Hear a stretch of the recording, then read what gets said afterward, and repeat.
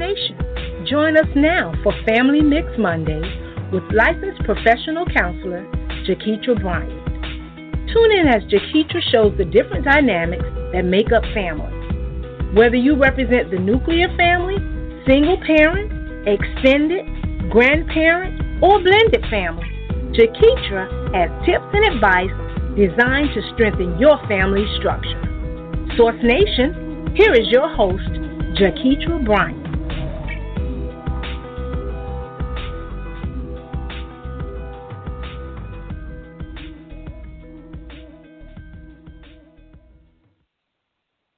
Good evening, Source Nation. I am your host, Jaketra Bryant, and I want to welcome you to Family Mix Mondays, which is a show where I'll be discussing breaking cycles and building back up our homes.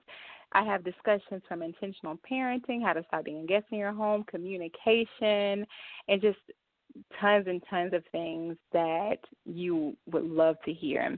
And so I have a great guest tonight as we continue our series of how parental involvement affects student achievement. And we're going to keep this thing going. But before we do, I want to stop to thank our sponsors, and they are WGLRO.com, Scott Cares Foundation, Urban Grandstand Digital, Meet My Types Matchmaking, Blend to Blend Juice Bar Boutique, Renovations, and New Covenant of Praise Worship Center. So tonight, to continue our series of how parental involvement affects students' achievement, we have Miss Courtney Gaines. So she's going to shine some light on so many different perspectives tonight that I'm sure you're going to want to stay tuned. So stay tuned, and after the break, Miss Courtney Gaines is going to come in the studio.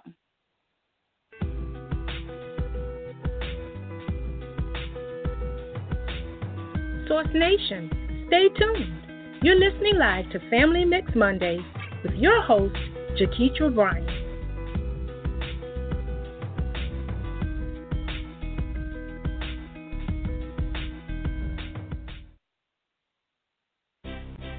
Source Radio Network is just one of the many platforms that is used to fulfill dreams of our listeners and create a purpose that will impact the lives of our communities, cities, and the world.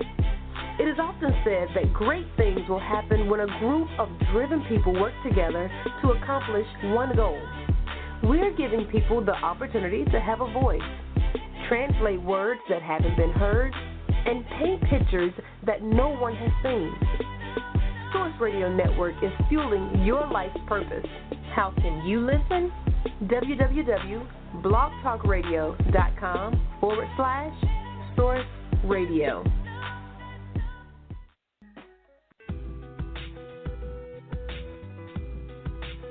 Welcome back, Source Nation.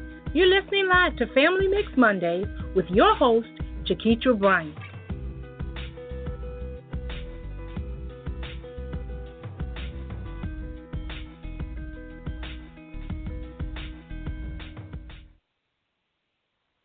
Welcome back, Source Nation. I'm your host, Jaketra Bryant. Before the break, I mentioned that we were continuing our series of how parental involvement affects students' achievement. And we have Miss Courtney Gaines in the studio with me tonight to discuss the middle school years. Last week we had such an awesome guest with the elementary, so we're going to keep this thing going. And I actually have her to shine some light on middle school years. So if you have a middle schooler, this is a great conversation for you to tune in. And so before she comes in, let me tell you about her. So when today's adolescents want to be understood better, they know that they have found their voice and advocate in Courtney Gaines. She is an experienced professional school counselor with a demonstrated history of working in the primary, secondary education industry. Courtney is skillful in gifted education, K-12 education, student counseling, educational consulting, and classroom management with 20 years as an educator in Georgia and Maryland. She has received a Bachelor's of Art in English and Master's of Education in Counseling and Student Development from Tuskegee University.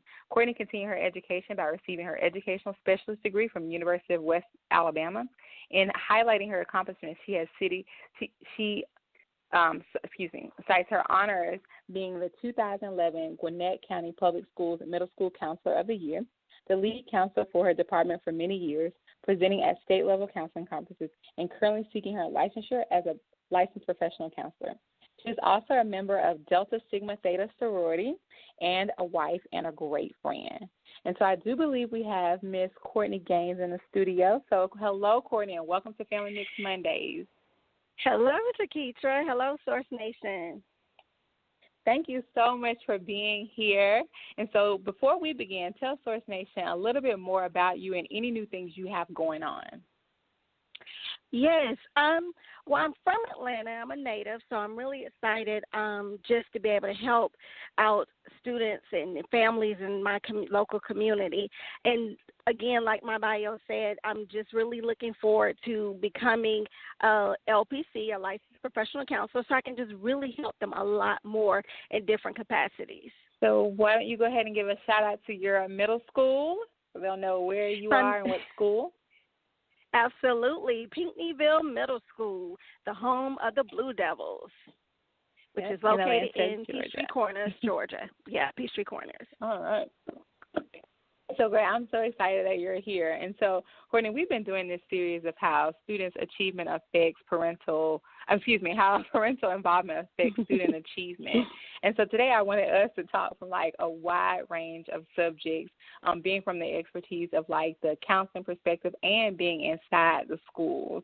And so I wanted us to touch on topics like mental health, testing preparation, pressures within the school, and how parental involvement with having conversations that are necessary and benefiting them by staying involved to volunteer can actually not only increase their achievement in their academics, but help their well-being. And so let's kick off our conversation by talking a little bit about testing. So I'm sorry, Source Nation, if you are just tuning in, you are listening to Ms. Courtney Gaines. And if you want to participate in this conversation, the number to dial in is 619-924-0933. That's 619-924-0933. And press option 1. And Ms. Courtney Gaines and I will be glad to talk with you. And so, Courtney, let's kick off our conversation by just kind of diving into this big standardized testing type of thing. So what pressures do you think comes with that of students when they're comparing their achievements to one another when it comes to these standardized tests such as like CRCT? Sure. Our kids that we have now have been taking standardized tests for most of their educational careers. So this is nothing really new to them. It's just us adults that really have to learn a little bit more on how it's affecting them on a daily basis. For example, also my students in my school district, we use their achievements on the GMAS, which is the new state test that we have now in Georgia, the Georgia Milestone Assessment. And we use that as a part of their promotion criteria.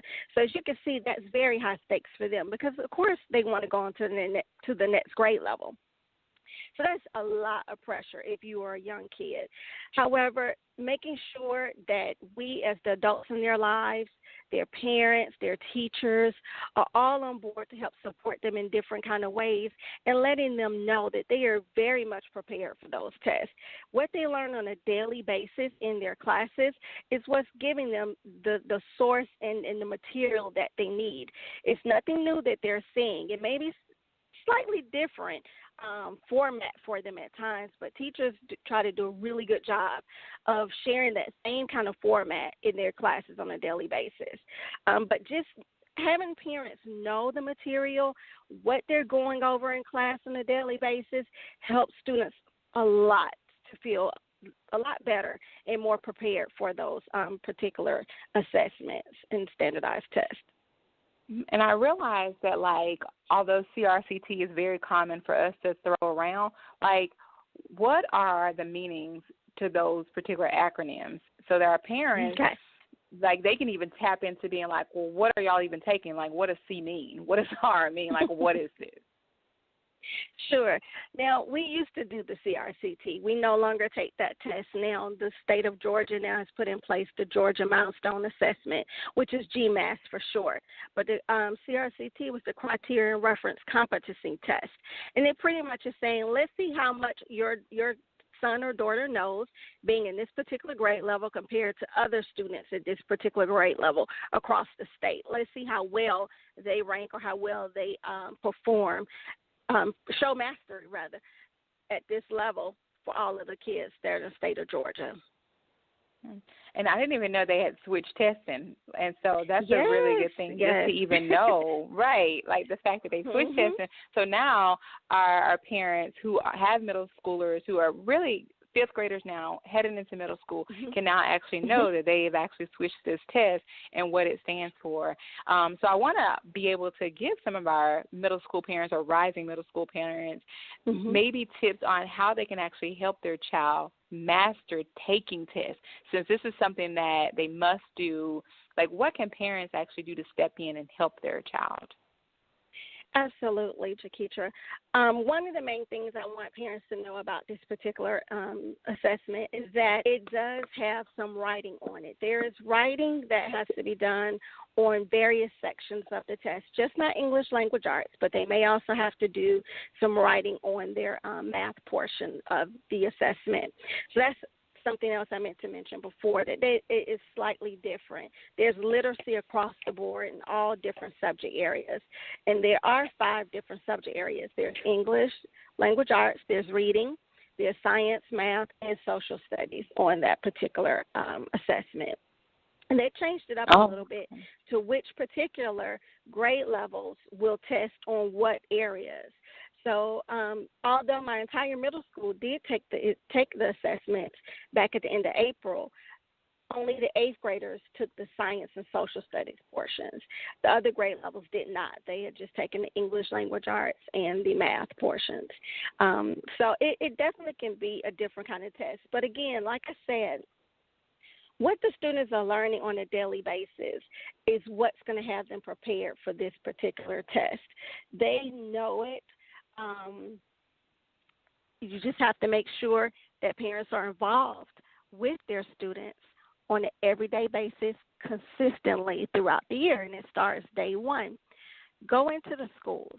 Know what your student is covering in each grade level, in each class, and quiz them on it each night, but also our state website for Georgia State Department of Education also has some online resources that parents can access. And it's always good to use our old faithful tips as well, making sure that our students get a good breakfast in the morning. I let them know that they need brain food. You don't want your baby sitting in the test and thinking about being hungry. So making sure that they have a full teams and their vitamins definitely helps prepare them. Also getting a proper night's rest. I can't say that enough, Jaketra. Like, our students, especially on the middle school level, do not get as much rest and sleep as they need to, which definitely is going to impact their brain power and their attentiveness to staying awake and attentiveness to the task that is at hand. So it's really important to get a good night's rest. And because their bodies are developing at such a rapid rate during the middle school years, it is so important for our kids to get 9 to 10 hours of sleep. Can you believe that? Like, that's a lot of rest. However, yeah, that's good. But they need it. They need that rest. I do too. Right. And another good habit to help prepare them for testing is limiting their technology use and access. You want to be able to have the material that the test is going to cover to stimulate their brains instead of what's happening on social media. Because as a school counselor in middle school, a lot of the conflicts and things that occur throughout the day on the social piece first start on social media. So a lot of my students, unfortunately, come to school with things that are happening on social media, and their focus is not always right away on learning. So we have to sit with them and work those things out in order to get them back focused on learning. So being able to just limit that access and use before testing can help a lot. That's a really, really good point. Yeah, oh, and sorry, given the fact that this is high stakes testing for them, it's very important. There's some pressure to it. along comes anxiety. Just as you had mentioned before about mental health of our students is so key at this age. And I'm glad we're talking about this because May is, of course, Mental Health Awareness Month. So to help address some of the anxiety that the students are having, I've introduced to them mindfulness techniques, helping them to be in the now, to be in the present, to make sure that they're focused on the task at hand. They've learned some basic yoga poses. They weren't too keen on that at first. Yeah, it was a lot of fun. We used some yoga cards for the classroom. So those are some different things that they can use right before the test or during the test or during one of the breaks in the test so that they can really slow down, focus, and tackle what's ahead of them instead of being really stressed out and feeling anxiety. And parents, please use those techniques for yourselves. We all need stress relief these days. Right. Mental Health Awareness Month is this month. I'm so glad you mentioned that. Mm-hmm. So, Courtney, we have a caller in the studio that has a question for you. And so, awesome. Source Nation, I also want to just kind of reiterate the phone number to dial in. So the number to dial in is 619-924-0933 and press option 1. And you can be a part of this conversation live with Ms. Courtney Gaines. So caller with the last 4 digits ending in 1208, you're live with Courtney. Hi. Thank you for accepting my call. I have a fifth grader, potential upcoming fifth grader who's going to be in the sixth grade soon, and I was just wondering what are some ways that she can get prepared to a couple of things that she can get prepared to do to start her middle school. As a fifth grader, what are some things that she should be thinking of for sixth grade? I'm glad you asked that question. It's a great question because I know we don't want that summer brain gap to happen to our students. So we need to make sure that they're engaged on all levels. Different little field trips within wherever you live can be helpful.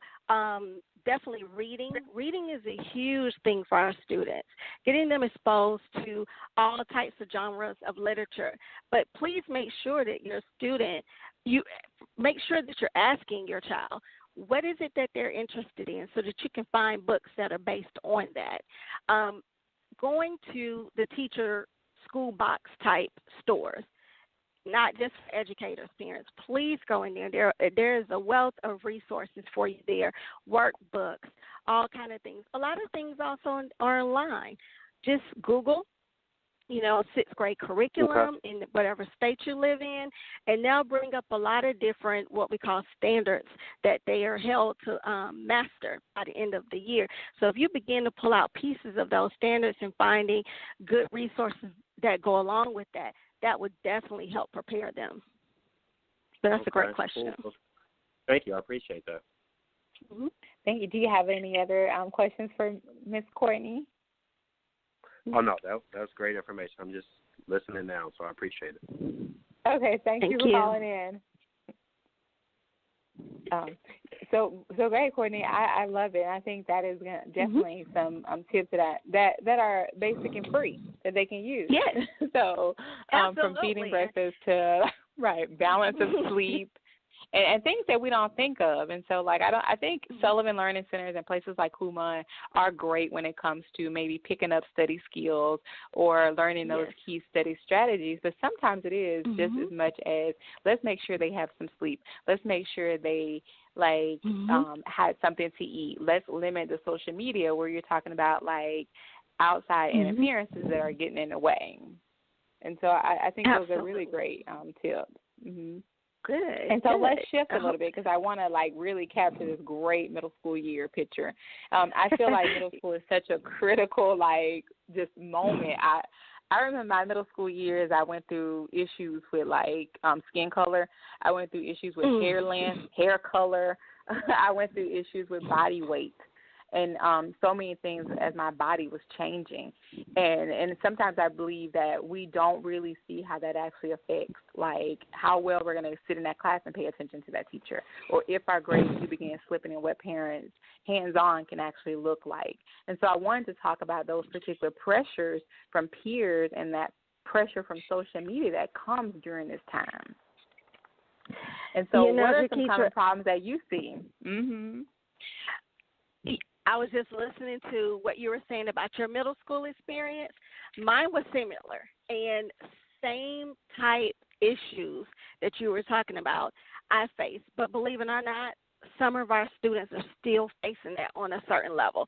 And we are seeing that social media is only continuing to exacerbate those particular concerns in middle school, because the name of the game in middle school has not changed, and that's I cannot be different from other people. I should not look different. I need to be a part of the group. I need to be able to fit in, but at the same time, I still want to feel special like I did when I was in elementary school. You know how special you felt in those particular times. So you take wanting to still fit in and also feel special, but mix it with hormones, puberty, a higher risk or desire to take risk because of the way their brains are developing at this point in life. So middle school becomes a real interesting and very difficult time. I bet if you ask any adult how much money it would take for them to go back to middle school, they probably would tell you that I cannot do. That is a very difficult time. But it's also a lot of fun working with these young people. They do feel some pressures as far as body image. They struggle with feeling confident and comfortable in their own skin and accepting their heights and weights and, again, skin colors and et cetera. They are often comparing themselves to others. They are wanting to be liked. That's why the whole selfie thing has become really big. A lot of our middle school kids are on Instagram more than any other kind of form of social media, Instagram and Snapchat. And they do that because, and they do the selfies and et cetera, because they do want to be liked. They want to get those likes. They want the great comments on there. And another unfortunate trend I've been also kind of noticing in some of our students is that they don't want to show how smart they are in the classroom. And that particular one kind of hurts my heart more than anything. And that's because in some of the social circles, it's not cool to show how smart you are in class. So it's important for parents to walk this really fine line of speaking positivity into their child without pushing it to arrogance.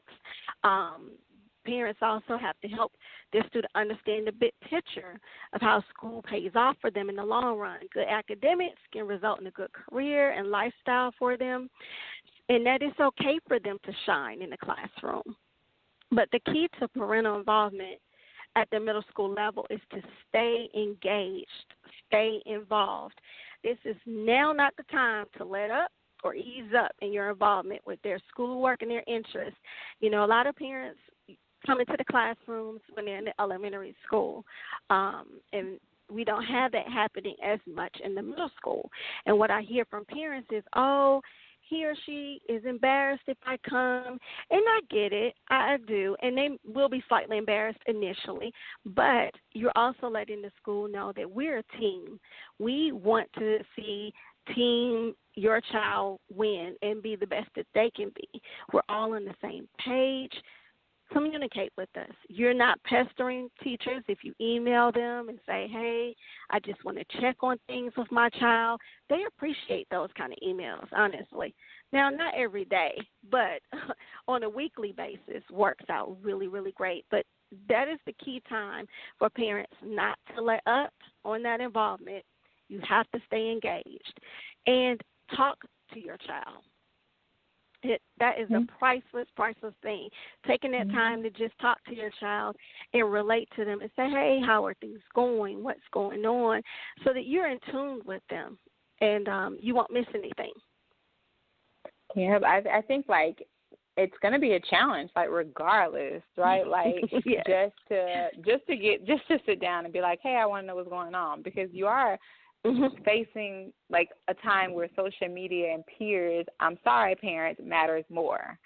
But it does. And so, but to be seen with your parents or to go out to dinner or to be at that movie, that's not like the latest. And so you don't catch ussies with your whole family involved. Unfortunately, you see it with, like, all your peers. And I think, like you said, just stay talking to them and staying pushing. that conversation is very critical, because we are unfortunately losing our social media. I always go in my soapbox about this. We're losing our not our social media. We're losing our peers to like the keeping up with those people, the reality shows. Like we're losing our children to that a lot. And so I think like we have to stay one up on them. And so I love that you like really touched on that, and very critical time.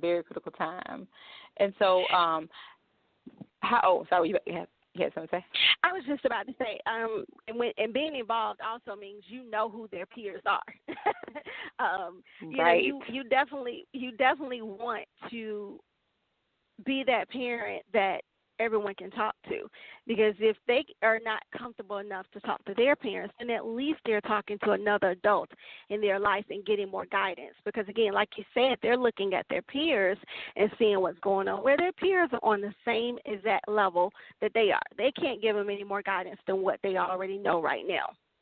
So as parents and adults in their lives, we have to be vigilant in knowing who they're around, who they're with, and just being involved in that way as well. And I think it's so important. And so I think like the other subject I wanted to talk about a little later, like we'll see exactly why they need to stay heavily involved with their child. But I think like some of the conversations are really important. So what would be some of the particular problem areas that you see trending within the middle school that like parents would need to talk to their children about? Like example, like body image or eating disorders or something like that as a counselor you're hearing that end. I'm seeing a lot more anxiety and depression in our students. And parents are thinking, oh, what does my child have to be depressed about? You know, they don't have to go out and work a hard job 9 to 5 and provide for a family and et cetera. You know, what could they possibly be anxious about? But it's a real thing, and we're seeing it a lot more in our schools lately, addressing those concerns of anxiety and depression. So again, paying attention to your child and making sure you know who they truly are and that phase they're going through, or is it a little bit more than a phase? Don't be afraid. Don't stay in denial about what may be going on with your baby. Reach out, find resources, figure it out, and let them know that you're there for them, regardless of what it is. Because, again, with our society, there's still a lot of shame when it comes to these mental health issues and concerns. And of course, they pick up those kind of things from us and from what they see the adults in the world doing. It is shameful to talk about anxiety and depression. It is shameful to talk about body image and et cetera, but we have to address it. I know I'm guilty when it comes to body image. I know I'm guilty to be around my nieces and say, oh, I know I need to lose weight, or, oh, I need to eat better, where they hear those things. And they may, in their eyes, they're saying, oh, my auntie looks fine. So why does she think that she's fat? Then they look within, and they're like, well, am I fat? You know, should I look a certain way? So we also have to pay attention to the things that we're saying and sharing around them. But you definitely see a lot of rise on how kids feel about themselves and the way they look, and that also leads into, again, the anxiety and depression that they're feeling about fitting in, being a part of a group, and questioning who they are and what they are. Yeah, I don't remember, like, and, you know, I'm a licensed clinician, so I don't remember if I even knew what depression was as a middle school kid. But I know I remember, like, I always ran track and I always did basketball. And so my body, like, was at middle school, this slender body, and then all of a sudden my thighs started rubbing together and my butt started getting bigger. And so I remember, like, the girls and the guys would notice that. And then, of course, I started comparing my breasts to the other girls, and I was like, well, why are their breasts bigger? And this boy sounds like he should be in high school. And so I remember, like, all those things were happening. And it was actually what I now understand about myself like provoking this anxiety and depression in me. My anxiety became me comparing myself constantly to them. And then my depression became me going home and constantly looking in the mirror. Really, I became fixated with my body. I don't know if I ever mentioned it to my mom, because I didn't even know what was going on, and that just wasn't like the conversations that we're able to have now and the education. I just think that like maybe like my mom just didn't know, or radio stations like this weren't presenting yet. But like I remember needing someone to talk to about like what was even going on with my body, and that indeed affected me because yes, I got A's in school, but really like half of my day was spent like looking at everybody's bodies, comparing it to mine, instead of really having this like, you know, great school day. Exactly. And I'm glad you brought up that point of being a straight A student. Just because your grades are good does not mean that there's something not happening beneath the surface. So again, having that relationship with your child, you will begin to see those differences. Maybe your mom would have taken notice of why is she in the mirror so much, and it's not about being vain. It was about, well, is she questioning something? Is something wrong? Is she seeing something off, or et cetera? But body image is a huge factor with our students. Again, that's why I speak to them really positive in the morning. And in the hallways, I'm like, hey, how are you? You look beautiful today. You know, lifting their spirits. A compliment is something free that goes a long way for anyone. Right. But especially that kid that is trying to hide. I have this one student who's new to us this year, and she's a teeny tiny something for 7th grade. But she is sweet as can be. Most times, her facial expression is very blank. She looks very serious. But when I greet her in the morning, she always gives me a smile. And that makes me happy. That makes my day. But at least I know I'm making a positive impact on her and maybe feeding into her spirit that day. So it's really important that we pay attention to those kind of little small things. Now, if it's a morning where she doesn't smile back at me, I make a mental note to myself. I need to follow up with her just to make sure that everything is okay. Because 9 out of 10 times, that was my slight little indication that something may be off with her. And again, this is not a child that I have of my own. She is a student of mine. So just her mom spent that time with her too, she would notice. And she can inquire. And again, I know it's not always cool to talk to your parents, but just having that connection, then you will see and be able to notice those small little things with your child. And you can make mental note to kind of follow up with them later. Not in an investigative way. It is all also about the approach, parents. You can't become an investigator, an interrogator. It's definitely about your approach. Maybe while you're eating, maybe while you're watching a show or something, and say, hey, I noticed such and such on that TV show. I can't believe she did that. What do you think about that? Or, you know, how I see she's having a problem with a friend. How would you handle a problem with a friend? Just to kind of have those kind of conversations and see what they would do, how they will respond, and then they'll let you in. That's a really key piece to try to do. Yeah, I think like that is really key, and I think parents sometimes separate mental health and physical health and like academics. It gets so we know like as you get older it still stays separate, but it's not separate.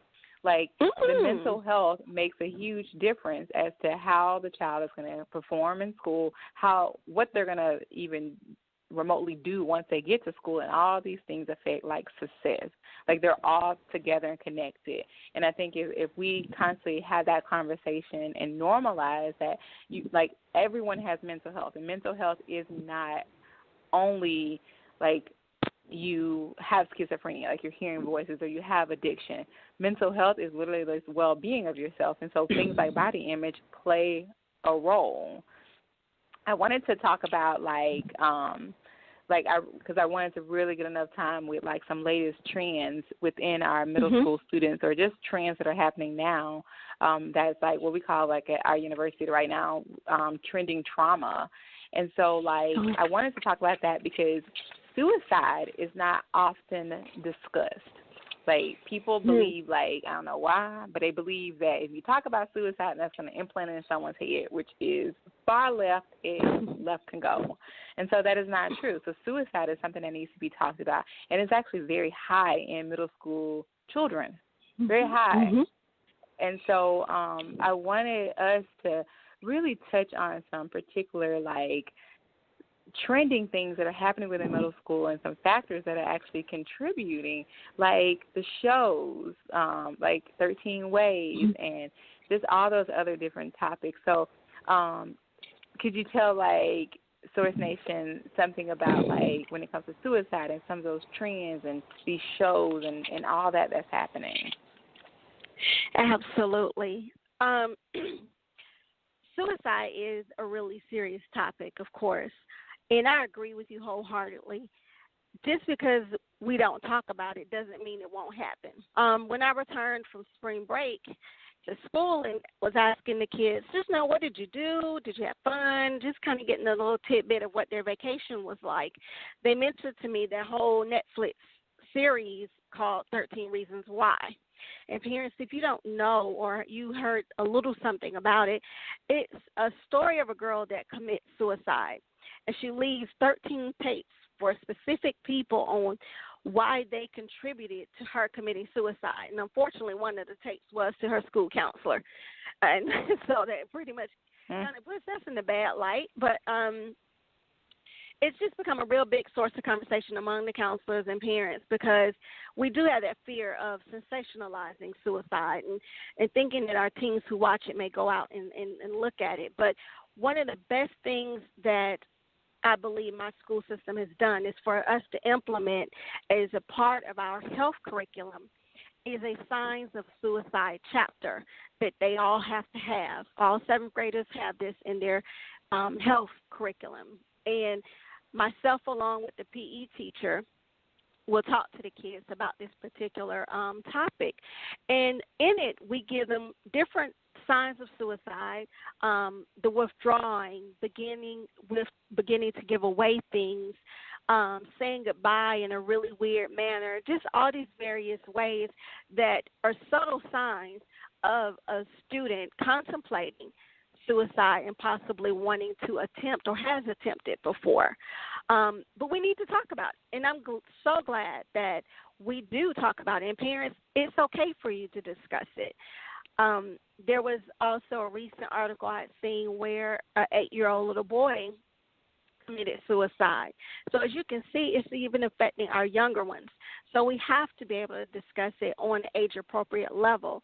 But again, this is us knowing what's going on in our teens' lives, who their friends are, monitoring their social media, really asking them about their emotional well-being, and sitting there, parents, and listening carefully at their responses. Because a lot of times we'll ask them, how you doing? And it's like, fine, and it's like, wait a minute. And then you might go on doing something else that you're more focused on to really listen to that response. Take some time to inquire a little bit more to see what's underneath it. Being hands-on, but not in a helicopter rescuing kind of way, but being hands-on with their child at this age is so important with their emotional, mental health. And you being involved with them gives them that stability that they need and those options of resources. You have to be there for them. So my suggestion about 13 Reasons Why, first of all, parents, ask your child have they heard of it. Ask them, have they seen it or have their friends talked about it, or et cetera. It is definitely up to you if you want to watch it or have your teen watch it. Of course, with anything that you're going to show your teenagers, it's a great idea to preview it ahead of time. Look at it yourself to see if this is something you want your child to see. Again, I'm glad you used the word trauma. That, because even watching it can be traumatic for anyone that does, because from what I understand, I have not personally watched it because I don't want to be traumatized on that level, because from what I understand, in one of the tapes, she does show the actual suicide activity. So that can be very traumatic for anyone or any level. So I definitely suggest to parents that they look at it ahead of time. And if you do decide to watch it with your student, watch it with them. Be ready and be open to have that discussion with them. Also be ready and open to have resources available to say, hey, if you have any friends that may have felt this way, this is a good way or good thing you should suggest for them. Because, again, they are going to go to their peers. Students are going to go to their peers before they come to us. I get a real sense of pride when I have some of my students come to me and they'll say, hey, Ms. Gaines, I noticed someone acting a little different, or I noticed that she posted this on Instagram. I'm concerned about her. Or I noticed she had cut her wrist or cutting on her arms or something. I get a sense of pride because they're watching out for their friend. They know that I need to tell someone, I need to tell an adult to get help for my friend. So that is definitely a trending topic. Unfortunately, self-harm activity like cutting has become a bigger issue and concern for us as school counselors as well. Again, like I tell parents when I talk to students, it does not necessarily mean that your child wants to commit suicide, but it definitely is a big red flag for attention that something is not right. And a lot of times there is an underlying layer of depression or anxiety that is happening within that child. So it's important for you to be able to seek out those mental health resources, therapists, counselors. There's also the National Anonymous Suicide Hotline number that you can find online. Have that ready for your child because they may not want to talk to you, but they can talk to them, or their friend can have someone that's professional to be able to talk to. So that they can get that guidance that they need on those particular things. And, again, a lot of it does come with, when I ask my students why they may self-harm, some of it is dealing with stresses at home. A lot of it deals with stresses at home, actually. If we're stressed, they're stressed. Don't discount that, parents. Don't think that they're okay. Again, if they're going to school, making the grades, it seems like they're doing fine, but there's some things majorly going on at home, you must address it with your child because they're feeling the same stress as well. There's also some self-harm that goes along with not fitting in, boyfriend, girlfriend issues. Yes, they have boyfriends and girlfriends in middle school. So that's something to be aware of as well when it comes to knowing who their peers are. And so those are the types of things that go along with why they're doing these activities and why they're feeling this way. Again, I tell students all the time, suicide is a permanent solution to a temporary problem. What they're feeling right in that moment is temporary. Does it feel big? Does it feel consuming and overwhelming? Yes, it does. Not discounting that at all, but it is temporary. It's for this moment. It is something we can work through. It's something we can get through and get over. But if you were to leave and to die, that's permanent. So, and I also talk with them about the influences, the impact that will cause if they were to take their own life. Yeah, suicide is very serious, and it's not often discussed. And as a clinician on a university level, I unfortunately, like, when I get the students for my practice, they usually have let me know that their first time maybe cutting themselves or their first suicide thought was maybe when they were 12 or when they were like 13, when a divorce happened, or during this time where somebody was being bullied or they moved around from school to school. And it was so many factors that really played a role, but they all really, like I get a few students that say like 8 and 9. That's very alarming when that happens because I have a 9-year-old, so that really is alarming. But like the 11, 12, 13 age is the most common one where they begin saying that. And I always ask my students, my clients, about like, well, what happened with your grade performance? What happened like within school? Like no one noticed that like something was changing about you. Maybe your eating habits moved, or maybe you went in your room all of a sudden. And so there can't be this constant everything stay like the same or everything improved when you're actually going through this time. And so, like, I would definitely add, like, to our middle school or rising middle school parents to really look at those changes. And because it can't stay completely the same. Something is going to be different and off, whether it's them looking in the mirror, whether it's their conversation, whether it's their media isolation, whether it is a grade, whether it's their favorite subject now becomes like, I don't feel like doing that. Like, all those particular factors play a role as to if we're going to actually see some student academic achievement and well-rounded mental health happening. Correct. Even something as subtle as your student or your child beginning to wear a jacket a lot more. We're in Atlanta. It is almost 90 degrees today. So if your child is walking around with a jacket on, long sleeve jacket, please check. Please be vigilant. Say, hey, take the jacket off. Let's see what's going on, because that's a lot of ways that my students hide it from their parents and from other adults, because they'll have a jacket on and you don't see the cuts or the things that they're doing to themselves or an attempt.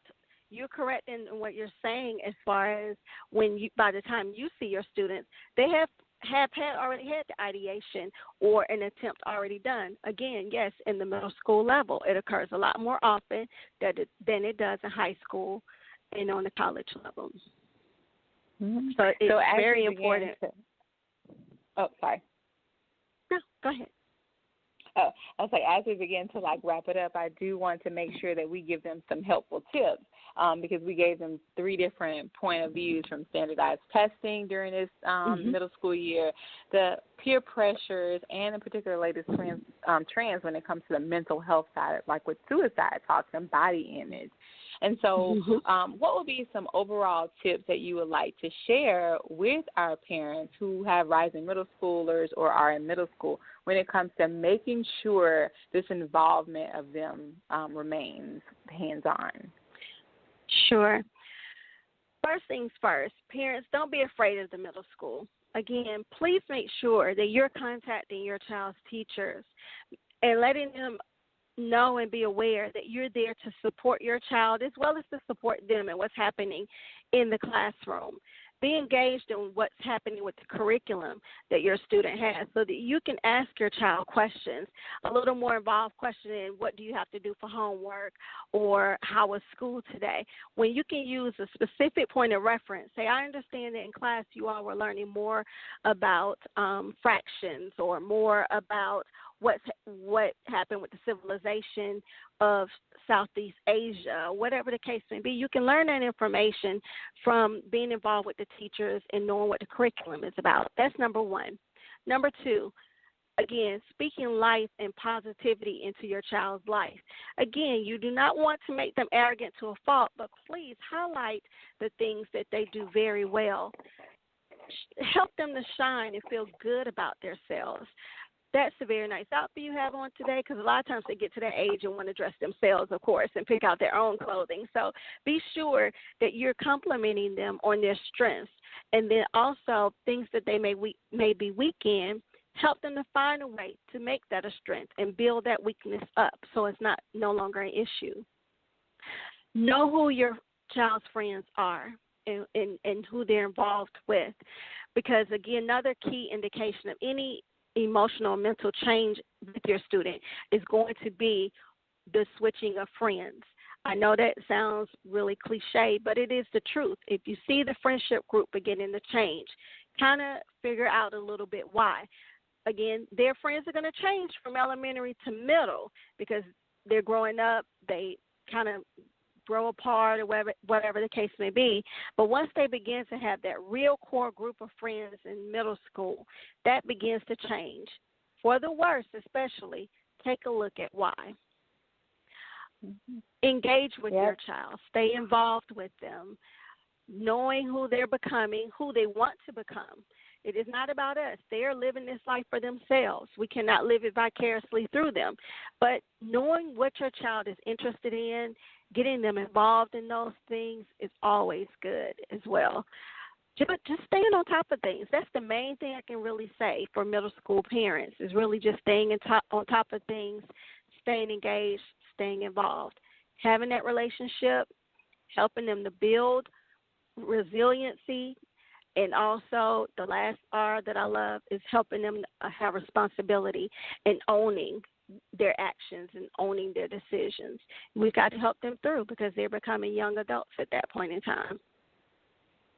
Those have been some really great tips, and so I want to make sure that, like, before we leave, that they're able to get in touch with you just to, like, get any additional support or have any questions. So how can Source Nation get in touch with you? Absolutely. I love Twitter. It's a really easy way to engage with people. And so my Twitter is gaining_P. That's GAINING_P. And you can find me there on Twitter. I would welcome all questions, comments, anything you may need help with. And so, Courtney, I thank you so much for being a part of the series. And I know that our middle school parents and rising middle school parents really got some great tips from so many different, like, point of views that we really tried to accomplish. And I thank you again for being on the show. And so you'll definitely have to join me later in the year as I grab some other series and topics to really break a lot of cycles that are happening. But thank you so much for being on the show. Thank you for having me, Jaketra. I appreciate it. Thanks. I'll talk to you later. Bye-bye. Okay, bye-bye. So, Source Nation, that was Courtney Gaines, middle school counselor in Peachtree Corners, Georgia. And she really had a lot of great things to say that I felt can really, really help our parents when it comes to just looking at a wide range of things. And so I really hope that you take that to heart. And I want to just invite you next week to continue the series of how parental involvement affects student achievement as we climb the ladder even more, and I'll have guests with higher education. So those parents for on up to high school to college, I have something in store for you. So make sure you tune back in next week. Before we leave, I want to, as always, share my information so I can be an extension to you, and I can be reached Twitter at Jaketra B. My email address is jabryant1913@gmail.com. Website is www.b3mentalperformances.com. And so, as always, I want to leave you with this poem, my quote for the month that I have picked up by Nicole C. Anderson. It says, "I am the person I am today because of all the people who have shaped me in every way." So tune in next week to continue this series with Family Mix Mondays. I'm your host, Jaketra Bryant. Bye.